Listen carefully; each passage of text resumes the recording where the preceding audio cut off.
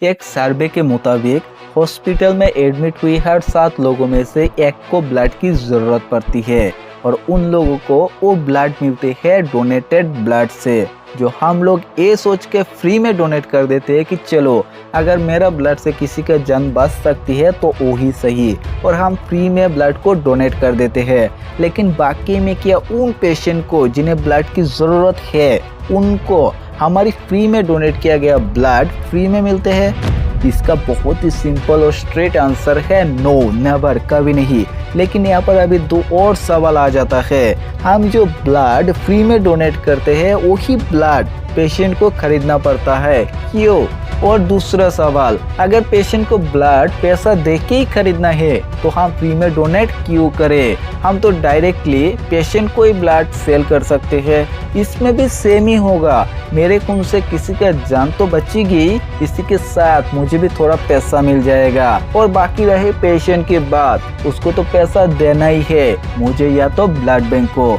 लेकिन फ्रेंड्स, ये इतना भी सिंपल नहीं है जो अभी तक आप लोगों ने इस वीडियो में देखे हो। सबसे पहले चलिए पहले सवाल का जवाब थोड़ा और अंदर जाके ढूंढते हैं कि आखिर क्यों फ्री के ब्लड पेशेंट को खरीदना पड़ता है।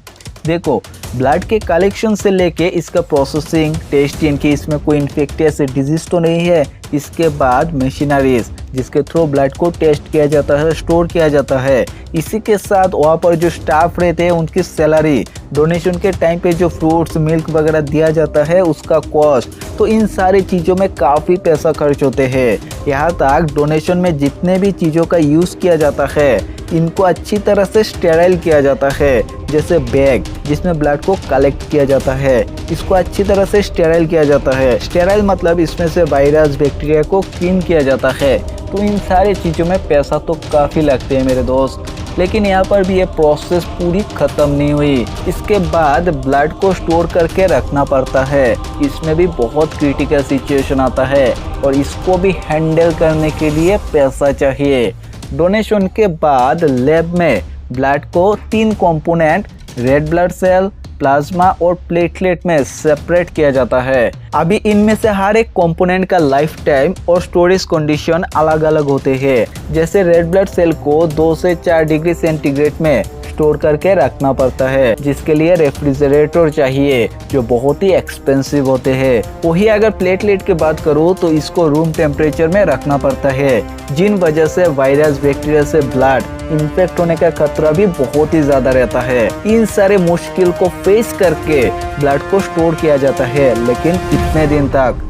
अभी हर एक सेल का एक फिक्स लाइफ टाइम रहता है, उसको उतना दिन तक ही स्टोर करके रखा जा सकता है, इसके बाद एक खराब हो जाएगा। अभी रेड ब्लड सेल को ले लो, ये 35 से 42 दिन के बाद खराब हो जाएगा, मतलब टोटली वेस्ट हो जाएगा। और भी काफ़ी सारी चीज़ें हैं जिसको बहुत ही केयरफुली हैंडल किया जाता है और इसके लिए एक्सपर्ट चाहिए, वेरियस टूल चाहिए और इन सब के लिए चाहिए पैसा। तो हमारा पहला सवाल का कंक्लूजन यही है, आपके ब्लड डोनेशन के बाद और पेशेंट को देने से पहले इस बीच में आपके ब्लड को केयरफुली सही सलामत रखने के लिए जो पैसा खर्च होता है, पेशेंट से केवल वही पैसा लिया जाता है, न कि आपके ब्लड के, और इन्हीं वजहों से पेशेंट को पैसा पे करना पड़ता है। और रहा दूसरे सवाल, अब डायरेक्टली पेशेंट को ब्लड देने से पहले भी इसका टेस्ट तो करना पड़ेगा ना कि आपको कोई इन्फेक्टियस डिजीज है कि नहीं।